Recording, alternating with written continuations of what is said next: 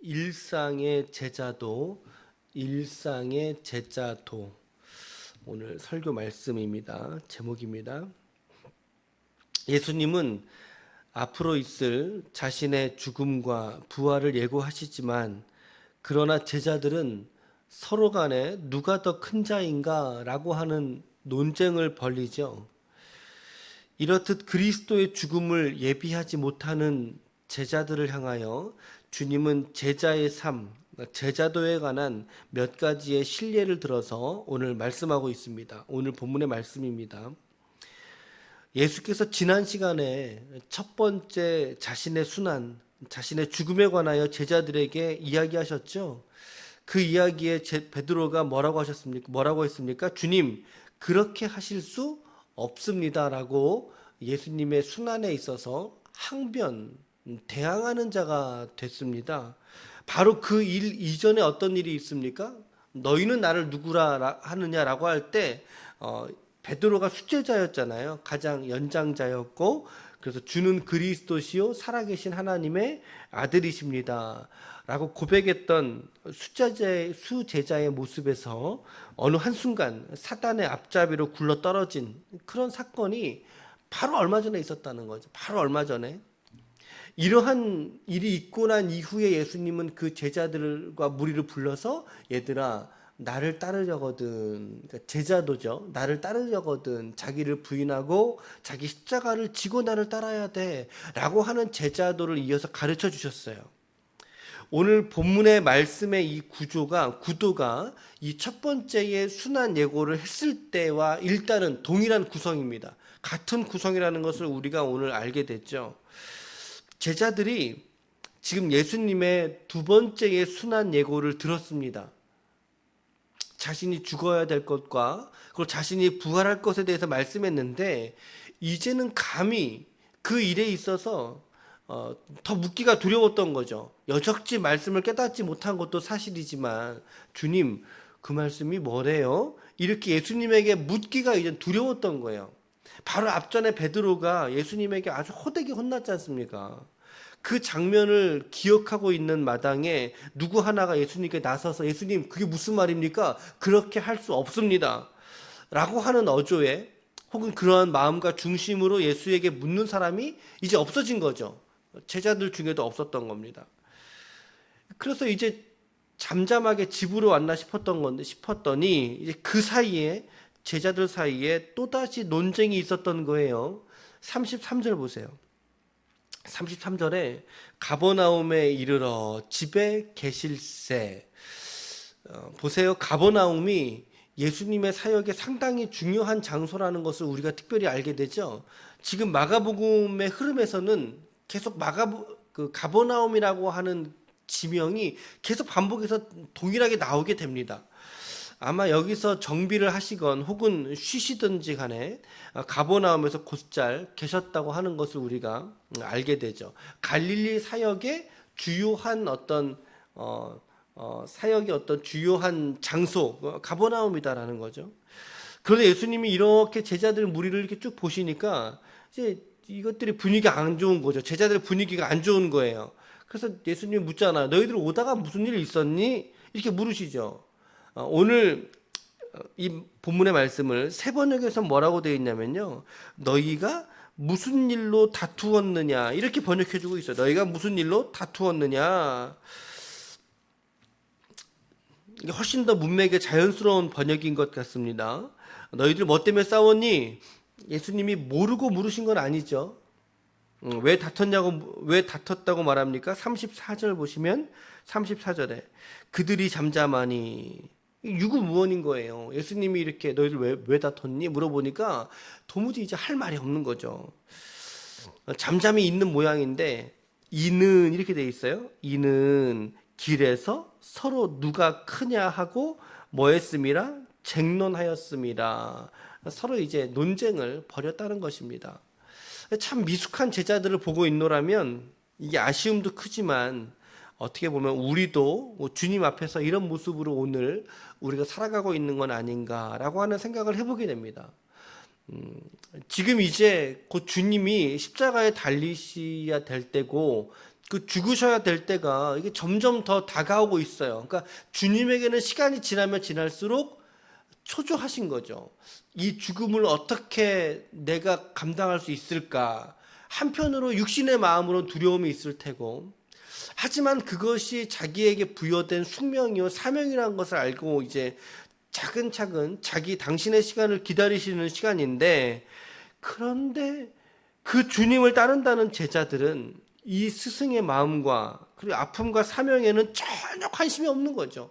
전혀 관심이 없고 그저 자신들이 이제 앞으로 예수님이 정치적으로 이제 무언가 이제 지도자가 되게 되면 이제 그날에 자기가 예수님을 계속 3년 반 동안 쫓아다니면서 예수님과 가까이 하지 않았습니까? 분명히 나에게도 어떤 자리가 줄 것이다 라고 하는 거죠. 정치적인 그룹에 있어서 내가 어느 한 자리를 갖지 않을까, 그러면서 누가 크니 적으니 그 얘기 한 거예요. 그 얘기를 계속 이렇게 우리가 살펴보는 제자도의 핵심이 뭘까요? 주님의 마음을 깨닫는 데 있다는 겁니다. 주님의 마음을 깨닫는 것이 제자도예요, 여러분. 그 주님의 뜻대로 우리가 우리의 삶을 살아내는 거죠. 그것이 자기 부정 그리고 십자가 지는 삶으로 이제 압축이 되는 건데, 큰 테두리 안에서는 뭐예요? 예수님의 우리를 향하신 그 마음과 그분이 가시는 그 십자가의 골고다의 그를 따라가는 자들이 이해하고 그분과 함께 그 길을 따라가는 거예요. 그게 제자도예죠. 제자도의 핵심이죠. 우리가 찬양 중에도 이런 찬양 있잖아요.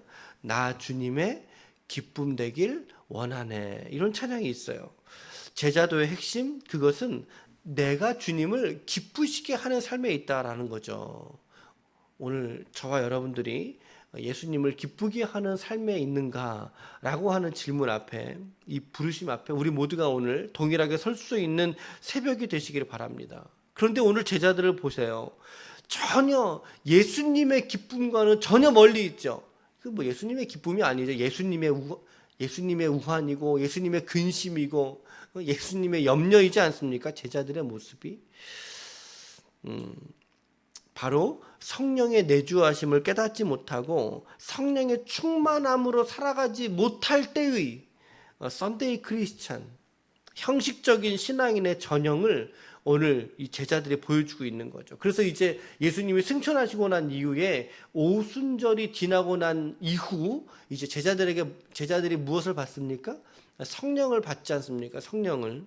성령의 세례를 크게 경험하고 난 이후에야 비로소 예수님의 참된 제자로서 그들이 발돋움하게 되는 것을 우리가 보게 된다는 거죠.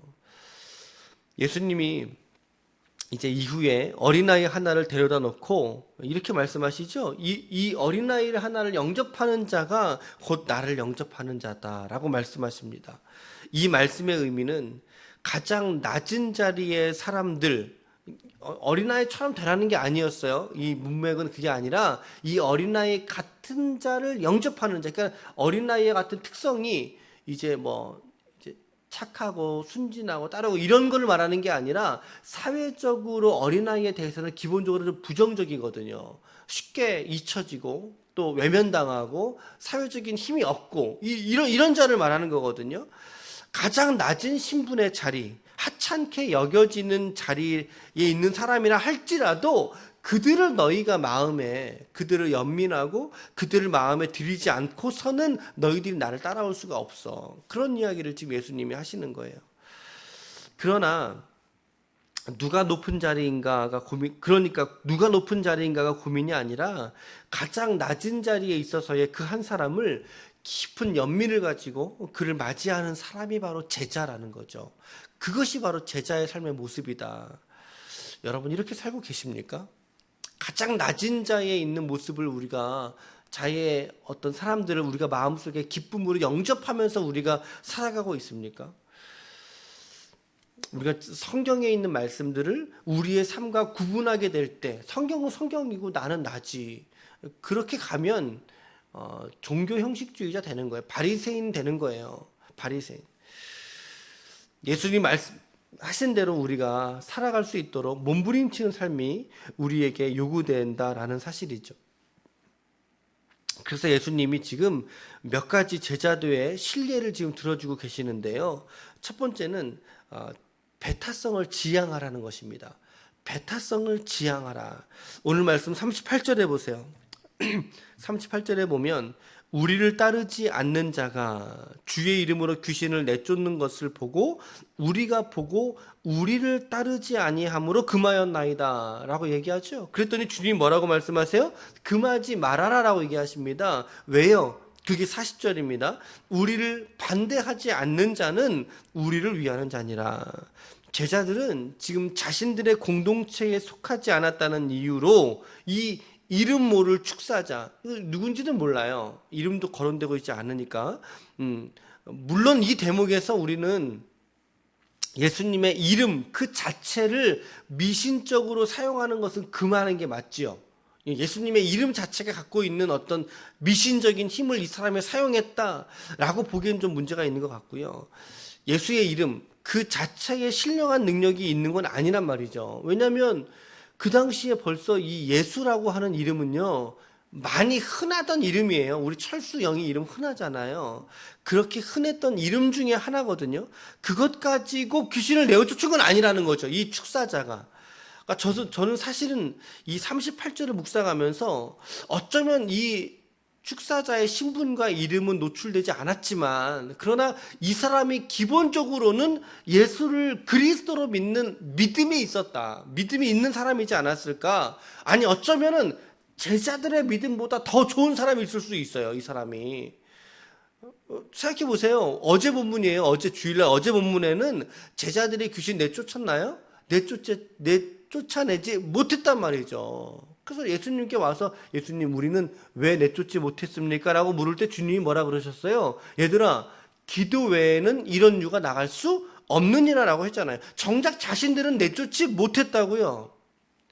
그 일을 자기 공동체, 자기 무리에 속하지 않았다는 이유로 이제 예수님을 향한 그 믿음의 축사. 저는 그렇게 생각이 들었어요. 이건 믿음의 축사다. 이 믿음의 축사를 금할 수 없었다는 사실이죠. 그러니까 이 말은 다시 말하면 제자 공동체가 너무나 배타적이었다라고 하는 이야기입니다. 배타적이었다. 그러니까 예수님이 그렇게 하지 마. 너희들 그렇게 하지 마. 배타적이고 폐쇄적인 신앙의 형태를 너희들 버려야 돼. 라고 하고 있는 그런 이야기를 하는 것 아닐까요? 진리를 타협하라는 이야기가 아닙니다. 이 말씀은 오해하시면 안 돼요. 그리스도라고 하는 큰 테두리, 그 한 진리 안에 머물고 있을 때에는 너희가 배타적이면 안 돼. 라고 하는 거죠. 간단하게 예를 들자면 우리가 교단이 좀 다르지 않습니까? 개혁주의 우리 개신교 안에 있을 때 다른 교단들을 우리가 또 이렇게 폄하하거나 판단하면 안 된다라고 하는 좀 그런 적용을 해볼 수도 있을 것 같아요. 어찌됐든 큰 진리 틀 안에 있을 때 우리는 배타적이지 말아야 된다. 서로 수용적인 공동체가 되어야 된다라고 하는 얘기하는 것 같고요. 두 번째는요. 내면의 악함을 더 주의하시라는 거죠. 내면의 악함을 더 주의해라. 오늘 예수님이 상당히 과격하게 표현 쓰셨어요. 그렇죠? 손이 범죄하면 어떻게 하래요? 그 손을 찍어버리라는 거예요. 찍어버려서 그 두 손을 가지고 너희가 지옥에 들어가는 것보다 이거 팔 하나 잘라가지고 오늘 장애인이라고 표현되어 있는데 그런 장애를 가지고서라도 어디에 들어가는 게 낫다는 거예요. 하늘나라에 들어가는 게 낫다. 발이 범죄하면 어떻게 돼요? 두 발을 가지고 지옥에 가는 것보다 두 발을 잘라서 찍어내 버려서 오히려 장애를 가지고 천국에 들어가는 게 더 낫다라고 할 때 여러분 그러면 여러분과 저들은 우리는 손과 발이 몇 개쯤 있으면 될까요? 우리는 몇 개를 달고 있으면 괜찮을까요? 갑자기 어제 말씀 준비하면서 이런 생각 들더라고요. 이거 다 찍어버린다면 여부들은 몇 개 있어야 되잖아요. 그래야 손도 있고 발도 있고 생활해야 되니까. 이게 그런 말씀 하는 건가요? 이 말씀의 의미가 의도가 본 뜻이 뭐냐는 거죠. 이거 정말 내 찍으란 얘기인가요? 우리의 내면의 죄악을 좌시하지 말라는 의미입니다. 왜냐하면 우리의 내면의 죄악은 어때요? 매번 떠오르고 매번 우리를 미혹하고 끌어가거든요. 아니 손 10개 있으면 10개 다 잘라질걸요? 10개가 뭐예요? 100개 가지고 와도 그걸 갖고도 모자르잖아요. 우리의 내면의 죄악이라고 한다는 게. 그러니까 내면의 죄악이 겉으로 드러나는 이 악함보다 훨씬 더 크다라는 말씀을 주님이 이렇게 어떤 강조를 하시면서 말씀을 하시는 거죠. 정말 여러분 손발 찍어내면 안 됩니다. 여러분들의 마음의 내면을, 생각을 잘 관리하시길 바래요. 그런데 이게 너무 어렵단 말이죠. 이게 참 어려운 거죠. 마음 관리한다는 게. 저도 이제 성전에 이제 혼자 있으니까 또 개인적으로 기도할 때라든가 하면 가장 먼저 기도하는 제목 중에 하나가 마음과 생각을 다스려 주옵소서라고 하는 기도를 놓치지 않고 매번 하거든요. 근데 그게 잘 안 돼요. 내면의 생각이 잘 안 돼요. 그러니까 우리 더 주님 바라봐야 되는 거죠. 여러분들도 안 되실 거 아닙니까? 그럴 때 우리가 더욱더 주님 바라봐야 된다. 그냥 더 주님 의지하고 우리의 안 되는 우리의 습관과 연약한 마음들, 매번 넘어지는 지점에서의 우리의 연약한 것들 다 주님 의지하고 나아가야 되죠. 그런 것을 깨닫게 됩니다. 내면의 악함을 더 주의해라. 세 번째는 어떤 거예요? 화목의 영성을 제자들에게 말씀하고 있는 거죠. 화목의 영성을. 여러분들의 이웃들과 여러분 화목하십니까? 그리고 여러분 자신과 여러분은 화목하십니까? 여러분들의 어떤 긍정적인 자아상, 하나님의 약속의 백성이라고 하는 그리스도인의 제자라고 하는 어떤 정체성, 그 안에서 오는 나 스스로와의 화목함도 우리가 잃어버리면 안 돼요. 이웃들과 화목할 것도 필요하지만 내 자신과도 우리는 화목해야 되는 거죠. 내 자신. 그리고 궁극적으로는 하나님과 화목하십니까? 라고 하는 질문을 오늘 말씀에 하고 있는 거죠. 중간에 이제 소금을 두고 너희들 서로 화목해라 라고 하셨죠. 이 소금을 두고 화목하라, 이 말씀이 어떤 의미일까요? 소금을 둔다는 게 이건 여러분들에게 오늘 숙제로 드리겠습니다. 이게 어떤 의미일까? 한번 생각해 보십시오. 그리고 말씀을 묵상해 보십시오. 소금의 특징이 무엇인지도 생각해 보고, 소금을 두고 그들이 하는 일반적인 행동은 또 무엇일지 한번 생각해 보시길 바랍니다. 말씀 마치겠습니다. 오늘 일상의 제자도입니다. 일상의 제자도 한 4가지 정도 조금 정리해 보면, 첫째는 나는 예수님의 마음을 기쁘시게 해드리는 그러한 주님을 따르는 삶을 내가 살고 있는가라고 하는 거, 그리고 제자도의 실천이 우리 앞에 있을 때 즐겁게 순종하자라는 거, 그리고 세 번째는 내면과 마음의 죄악에 더 민감하게 반응하고 이러한 죄악들에서 우리를 돌이키려고 하는 돌이키자라고 하는 거, 그리고 네 번째로는 화목한 영성이죠. 화목의 영성을 가지고 이웃들과 그리고 나 자신과 그리고 위로는 하나님과 평화를 누리자, 화평을 누리자라고 하는 것입니다. 오늘도 그리고 이번 한 주간도 각자의 말씀들을 우리가 잘 부여잡고 믿음으로 승리할 수 있는 하나님의 거룩한 종들이 다 되시기를 예수님의 이름으로 축원합니다. 아멘.